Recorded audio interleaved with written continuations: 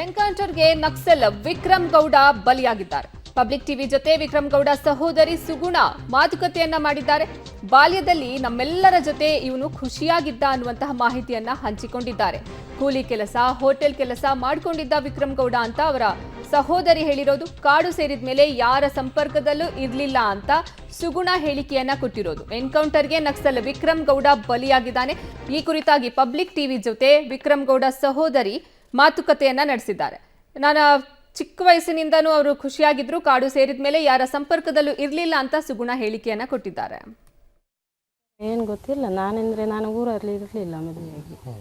ನಾನು ಬೇರೆ ಬಾಂಬೆಯಲ್ಲಿ ಇದ್ದೆ 10 ವರ್ಷ. ನನಗೆ ಗೊತ್ತಿಲ್ಲ ಅವರು ಹೋಗುವಾಗ ಅಂತ ಗೊತ್ತಿಲ್ಲ. ಅಮ್ಮ ಮನೆಯಲ್ಲಿದ್ದರು, ಮತ್ತು ಸಣ್ಣ ನಮ್ಮೊಟ್ಟಿಗೆ ಇದ್ದರು. ಅವರು ಮತ್ತೆ ಊರಿಗೆ ಬಂದರು. ಅವರು ಮತ್ತೆ ಅಮ್ಮ ಮನೆಯಲ್ಲಿದ್ದರು. ಇಲ್ಲ, ನಮಗೇನು ಗೊತ್ತಿಲ್ಲ ಅಂದರೆ ಅಮ್ಮನಿಗೆ ಏನು ಗೊತ್ತಿರಲಿತ್ತು ಇಲ್ಲಲ್ಲ. ಅಪ್ಪ ಇಲ್ಲ, ನಾವು ಸಣ್ಣ ಆಯ್ತಿರುವಾಗನೇ ತಿರುಗಿ ಅವ್ರು 4ನೇ ಕ್ಲಾಸರಿಗೆ ಹೋಗಿದ್ದಾರೆ. ಆಮೇಲೆ ಮನೆಯಲ್ಲಿದ್ದರು ಅವರು. ಹೀಗೆ ಆಗಿದೆ ಅಂತ ಗೊತ್ತಾಗಿದೆ ನಮಗೆ ಟಿ ವಿ ಎಲ್ಲ ನೋಡಿ. ಅದಿದ್ದರೆ ಒಳ್ಳೇದಿತ್ತು, ಏನು ಮಾಡೋದು, ಹಾಗೆ ಹೋಗಿ ಅವರು ನಾವೇನು ಮಾಡಲಿಕ್ಕೆ. ಇನ್ನೊಬ್ಬರು ಅಲ್ಲಿ ಅಣ್ಣ ಅಲ್ಲಿದ್ದಾರಲ್ಲ ಮುದ್ರಾಗ ಸುರೇಶ್ ಅಂತ, ಅದು ಗೊತ್ತಿಲ್ಲ ನನಗೆ ಅದೆಲ್ಲ. ಮನೆಯಲ್ಲಿ ಮದುವೆ ಆಗಿಂತ ಮೊದಲೆಲ್ಲ ತುಂಬ ಚೆನ್ನಾಗಿದ್ದು ಮನೆಯಲ್ಲಿ, ಅದೆಲ್ಲ ನಮ್ಮ ನಕ್ಸಲ್ ವಿಕ್ರಮ್ ಗೌಡ ಎನ್ಕೌಂಟರ್ ಆಗಿದ್ದು ಹೇಗೆ ಗೊತ್ತಾ? ಪಡಿತರ ಪಡೆಯೋಕೆ ಬಂದು ಬಲಿಯಾದ್ನ ಈ ವಿಕ್ರಮ್ ಗೌಡ ಅಂತ ಖಚಿತ ಮಾಹಿತಿ ಪಡೆದು ಎಎನ್ಎಫ್ ತಂಡ ದಾಳಿ ಮಾಡಿದೆ. ಎಎನ್ಎಫ್ ದಾಳಿಗೆ ನಟೋರಿಯಸ್ ನಕ್ಸಲ್ ಪ್ರಾಣವನ್ನ ಬಿಟ್ಟಿದ್ದಾನೆ.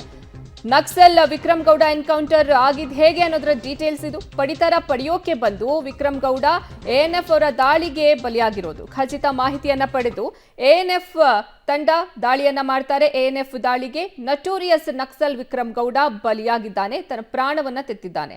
ನಕ್ಸಲ್ ವಿಕ್ರಮ್ ಗೌಡ ಎನ್ಕೌಂಟರ್ ಆಗಿದ್ರು ಯಾವ ರೀತಿ ಆಯ್ತು ಅನ್ನೋದ್ರ ಬಗ್ಗೆ, ಅಂದ್ರೆ ಎಎನ್ಎಫ್ ತಂಡ ದಾಳಿಯನ್ನ ಮಾಡಿ ಆತನನ್ನ ಬಲಿ ಪಡೆದಿದ್ದಾರೆ.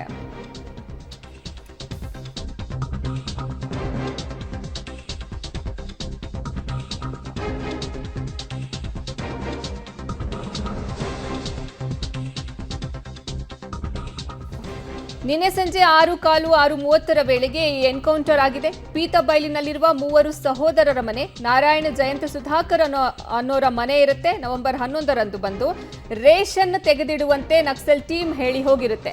ರೇಷನ್ ಪಡೆಯೋಕೆ ಸೋಮವಾರ ಬರುವುದಾಗಿ ನಕ್ಸಲ್ ಟೀಮ್ ತಿಳಿಸಿರ್ತಾರೆ. ಈ ಬಗ್ಗೆ ಖಚಿತ ಮಾಹಿತಿಯನ್ನ ಎಎನ್ಎಫ್ ಪೊಲೀಸರು ಪಡ್ಕೊಂಡಿರ್ತಾರೆ. ಜಯಂತ್ ಗೌಡ ಮನೆಯಲ್ಲಿ ಎಎನ್ಎಫ್ ಪೊಲೀಸರು ಅವಿತು ಕೂತ್ಕೊಂಡಿರ್ತಾರೆ. ರೇಷನ್ ಪಡೆಯೋಕೆ ಬರ್ತಿದ್ದಂತೆ ಎಎನ್ಎಫ್ ಪೊಲೀಸರಿಂದ ದಾಳಿ ನಡೆಸಲಾಗುತ್ತೆ. ಜಯಂತ್ ಗೌಡ ಮನೆಯ ಹೊಸ್ತಿಲಲ್ಲಿ ವಿಕ್ರಮ್ ಗೌಡ ಕುಸಿದು ಬಿದ್ದು ತನ್ನ ಪ್ರಾಣವನ್ನ ಬಿಟ್ಟಿದ್ದಾನೆ. ಎಎನ್ಎಫ್ ತಂಡದಿಂದ ದಾಳಿ ಮಾಡಿ ವಿಕ್ರಮ್ ಗೌಡನನ್ನ ಬಲಿ ಪಡೆಯಲಾಗಿದೆ.